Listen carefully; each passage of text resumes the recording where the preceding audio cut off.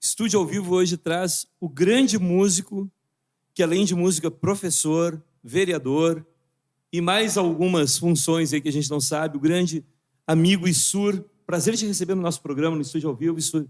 E a gente vai conversar muito sobre música, vamos conversar sobre vários assuntos aí, sobre conjuntura, vamos bater um papo aí sobre o que está rolando, né?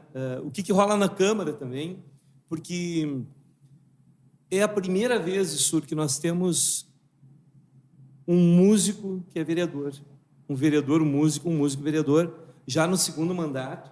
Exato. Com uma votação surpreendente, né? Para vocês terem uma ideia, eu sempre falo isso, eu falei até, inclusive para o Pablo, nosso amigo Pablo, né? Os dois são apresentadores também do programa Sem Noção, aqui da Vale TV, que na época lá que tu fez esse montante de quase 7 mil votos, foi uma votação proporcionalmente a mesma que o candidato a vereador Eduardo Suplicy fez no município de São Paulo, que foi 0,5% do eleitorado do município de São Paulo. Aqui o Issur, então, repete essa façanha com 0,5% da votação do eleitorado do município de Novo Hamburgo. Prazer te receber, é isso? Muito obrigado, muito obrigado. Como é que foi isso aí, Issur? Eu sei que a gente conversa muito sobre música, mas isso é uma coisa que eu sempre quis te perguntar, eu sempre quis te entrevistar, né? Muito obrigado. Até porque eu também já fui candidato a vereador, eu sei que não é uma coisa muito difícil tu chegar na casa das pessoas, ainda mais nesse período de descrédito da política, né? E olha, eu sou candidato a vereador, eu vim aqui pedir teu voto, e aí tu tem esse abraço da comunidade de Novo Hamburgo, né? Exato, eu sou sempre muito grato e começar agradecendo a ti, ao convite, a ti, a produção, através da Patrícia, pelo convite, a oportunidade de estarmos aqui falando sobre música, sobre arte, mas especialmente falando sobre cultura. Eu acho que tu falaste muito bem agora desse momento, que a gente vive um momento muito específico da política no país, e se a gente pegar lá, talvez algumas das razões da gente estar nessa situação, é a falta de a consciência da importância da cultura para o povo. Cultura de qualidade, a cultura não é levar só, digamos assim, levar o tipo de cultura que a comunidade está acostumada lá no fundo. Por exemplo, levar hip hop para quem está na vila, ou levar música erudita para quem está no centro. É a gente difundir cultura num todo, cultura de qualidade, de todos os tipos, para todas as classes sociais, porque eu acredito que a evolução do país passa por educação e cultura. E por que não estamos aqui falando dois professores, eu sei que tu é professor também, né? Dois professores e dois músicos. Até porque as coisas casam muito bem, Marco. Talvez medicina e música não case, como educação e música casa bem, né? Talvez a engenharia e a música não casem tão bem. E além tirando os engenheiros do Havaí, né? Boa, mas é verdade. Mas fica tudo dentro acredito na área das humanas, vamos dizer assim, né? Mas eu sou muito grato, e principalmente a comunidade de Novo Hamburgo, por ter me dado esse abraço. E sou muito feliz, já vou deixar tu entrar no assunto, mas sou muito feliz por uma questão. Por ter acreditado que a educação seria uma boa bandeira para se levantar, para se defender. E eu vi infinitas vezes os caras dizer, tu vai ver, tu vai dar com os burros na água, educação não dá resultado, educação não dá voto, ninguém acredita em educação, ninguém vota por causa da educação. Eu sempre disse que eu não trabalhava, não fazia pelo voto, fazia pela minha consciência, por aquilo que eu acreditava, né, por uma crença da importância da educação, e no fim fui contemplado e, digamos assim, fui presenteado pela comunidade hamburguense. Então é um prazer estar aqui. É interessante esse casamento que tu faz da questão da educação e cultura, né? Que tem pessoas que dizem assim, não, educação é uma coisa, cultura é outra, né? Aqui nós temos uma Secretaria de Cultura e uma Secretaria de Educação, que em tese também trabalham, de certa maneira, juntas em algumas ações. Até porque já estiveram juntas, né? Como SEMEC num outro momento. Na né? época da SEMEC, né? Mas eu sempre faço uma relação, assim, a questão do esporte e da cultura. O prefeito, o governador, o presidente da República que investir pesadamente em cultura e esporte, ele não vai precisar investir tanto em educação e saúde.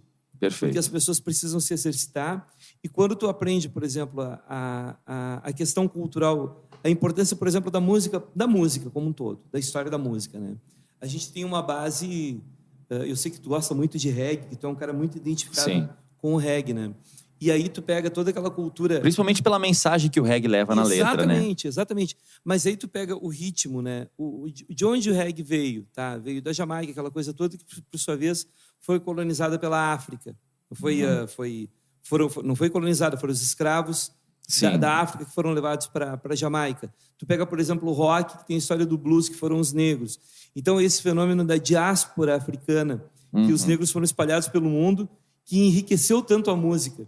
E aqui no Brasil é tão forte também. Exatamente. Isso é uma coisa que, quando tu leva a tua música, a criança, o adolescente que está ali ouvindo e que sabe disso aí, porque ela sabe através de ti, porque, claro, que tu não vai só tocar, né? Isso, porque eu já assisti teu show, tu sempre larga aquela mensagem legal lá, né? Do Bob Marley, da questão da cultura da paz, né? Exato. E essa mensagem que tu leva, não só o reggae, tu toca... Enfim, tu é músico, né? Sim. Toca MPB, toca samba. Na verdade, o público não nos permite que a gente fique restrito a um estilo musical, né? Um estilo musical só. Mas nessa miscelânea toda, né? Nesse mosaico que tu entrega pro teu público que está lá, quando tu tá no palco, o público da plateia, esse mosaico que tu entrega muita informação cultural, que depois, quando essa criança, esse adolescente chega lá na sala de aula, ele vai se ligar, ele vai saber disso aí, isso vai enriquecer muito a educação dele, né? É da área que tu atua também, né? Nós estávamos conversando sobre isso agora. Muitas vezes o antes do programa ou o intervalo, às vezes as conversas são mais interessantes, né? Do que a própria participação aqui. Mas eu ia te dizer que não é à toa que elas transitam juntos. Por exemplo, na Câmara eu presido a Comissão de Educação, Cultura, Desporto, Ciência e Tecnologia. Então, por quê? Porque elas se encontram mais do que com a finança, do que com as obras, do que com a saúde. Então, dialogam. Digamos, vamos dizer que todas essas questões que são tratadas aqui, educação, cultura, desporto, ciência e tecnologia, elas dialogam entre si. Porque a ciência e a tecnologia passam por investir em educação hoje para tu ter cientista no futuro. Né? A questão que tu falou também da educação, geralmente nos Estados Unidos, em países... Vou citar o exemplo como os Estados Unidos, porque nos vem mais assim, é mais jogado aos olhos, principalmente em programas de TV. A universidade lá está sempre vinculada ao esporte, ao basquete, ao beisebol, ao futebol americano, né? Um casamento que não se faz aqui no Brasil. E para concluir essa parte da questão educação, eu acredito que é nosso grande problema da educação que a gente tem no Brasil e de não ter um investimento maciço e ter governos que investiram mais, outros investiram menos, mas não ser algo tão maciço, emblemático, porque, infelizmente, a democracia brasileira ela precisa de resultado a cada 4 anos. E existem coisas que são bem mais imediatas. Tu construir prédios é muito mais imediato do que tu investir na formação de professores. Tu colocar cano de esgoto, que é importante também, é muito mais imediato do que tu investir em cursos de universidade. Eu teve um candidato em 2010 que eu votei para presidente da República. Posso falar o nome? Pode. Cristóvão Buarque. Porque o discurso do Cristóvão Buarque foi o seguinte, ele disse: o Brasil só vai mudar de verdade com educação. E esse processo não acontece em 4 anos, ele demora 20 anos para acontecer, do investimento inicial até se colher, de plantar semente a colher. E eu quero ser o presidente que vai iniciar esse processo. Ele fez 2% dos votos. Por quê? Porque nós vivemos uma política de imediatismo. Onde o cara que tem a solução mais mágica, mais pronta, imediata, e um disse assim, eu demoro 5 dias, o outro diz, eu demoro 3. É esse que é o escolhido. O mesmo Cristóvão Buarque que disse assim, nós precisamos criar condições no Brasil para que as pessoas nunca parem de estudar. Então, assim, o cara já tem graduação, estou bem. No máximo, ali uma pós-graduação. Mas aí, mestrado, doutorado dentro da sua área. Né? Até para o Brasil virar referência no exterior da questão de exportar técnicos, de exportar pessoas que têm expertise em diversas áreas. Né? Acho que a gente deveria... Até porque a gente vive numa realidade no Brasil onde 14% da população tem curso superior. Né? Isso. Então, nós, de certa forma, somos privilegiados nesse processo todo. Né? Então, enfim, né? Então, e é triste porque uma das, digamos assim, para o futuro, uma das grandes commodities, vamos chamar assim, um dos grandes bens que um país pode exportar é a tecnologia, né? É o conhecimento, né? E infelizmente a gente está bastante atrasado, já evoluímos. Vamos combinar que a gente já evoluiu bastante dos anos 90 para cá, mas ainda assim a gente está muito atrasado em relação à necessidade e vou dizer melhor, a possibilidade que a gente tem. Tu trabalha na sala de aula, tu sabe.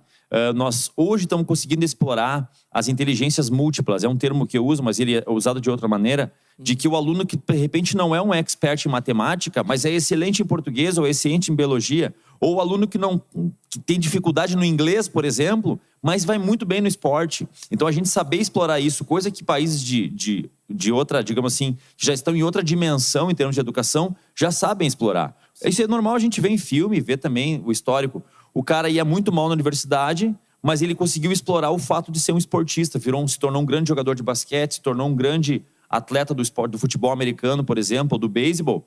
Então, no Brasil, a gente não tem isso. Muitas vezes aquela criança que não tem muita capacidade intelectual, mas é um grande atleta, ele vai para o chão da fábrica porque não teve onde explorar a parte esportiva e só restou para ele ser peão, digamos, Muito e não... triste, né? Muito triste. Agora, é engraçado o seguinte, que a gente insiste, que a gente tem a nossa produção aqui, então a gente conversa, né? A gente tem uma reunião virtual, a gente conversa e escolhe as pessoas, chama as pessoas para ir.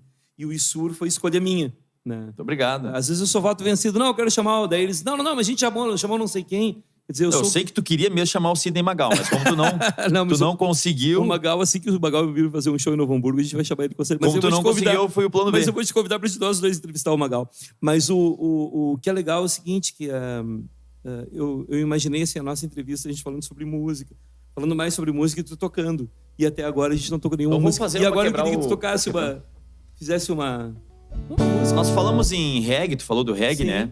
E eu tive uma fase mais reggae da minha vida, até quando o reggae tava mais, assim, em voga aqui, na época que a tribo de Jah vinha pra cá bastante, sim. que o Planta e Raiz estava bastante aqui. Sim. Uma música chamada Chimarreando, que fala uma realidade política e também musical do estado, que é assim, ó. Moro nesse estado que é a base do país. Todo mundo luta para amar e ser feliz. O Vale dos Sinos e a grande Porto Alegre. Sol, calor e frio, chimarrão e muito reggae. Mensagens positivas, o som é de raiz. Curtindo Bob Marley, cuidando do seu nariz. Povo que tem reggae até nas cores da bandeira. Praia, serra, mato e mulherada de primeira. E agora há pouco tempo teve eleição. Mudaram o sistema e não mudaram a situação. E o povo esperando, cantando a canção. Rio Grande do Sul, dançando reggae sob o céu azul. Rio Grande do Sul, dançando reggae sob o céu azul. Som sempre bem feito, de canto e sossegado. Canamaré, planta e raiz, tribo e mascavo em nosso estado. Reggae Paradise, produto bem merece. E a Mariette com a motivos, quem esquece? Tem Planete Roots, Armandinho, Caia Trio. Acústico reggae, pure feeling, Chimarrus, diretoria. No Apartheid, Solaris e Kátia, Fire e Soulja. Aleluia, Rasta Manos, Rastaman, Leão de Judá. Uma banda, todas elas, nem melhor nem pior. E no vocal o povo que já canta de cor.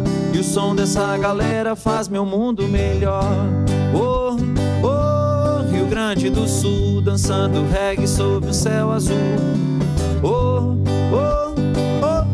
Rio Grande do Sul, dançando reggae sob o céu azul. Amarelo é o fogo, vermelho o fundo da chaleira. Verde é a erva, chimarreando a noite inteira.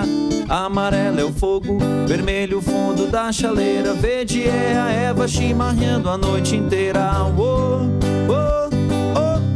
Rio Grande do Sul, dançando reggae sob o céu azul. E agora tu sabe. Mostremos valor, constância nesta ímpia e injusta guerra. Sirvam nossas façanhas de modelo a toda a terra. Mostremos valor, constância nesta ímpia e injusta guerra. Sirvam nossas façanhas de modelo a toda a terra. Que lindo isso aí. Como é que é o nome da banda? O nome da música, a música é minha. Mas essa música é tua. É minha, o nome da música é Chimarreando. Mas que tal? E já tá gravada, não? Já tem alguma Tá coisa? gravada, mas daí sabe como é que é. Às vezes sem jabá fica difícil decolar, Mas eu achei legal tu fazer a relação de todas as bandas. Vamos falar no segundo bloco, a gente vai chamar os comerciais. E colocou no Apartheid também. Em seguida, a gente vai conversar com mais sobre música, sobre política, sobre uma série de coisas com o nosso querido vereador, músico e professor ISUR. E pai, que é o que mais dá trabalho. Pai dá mais trabalho.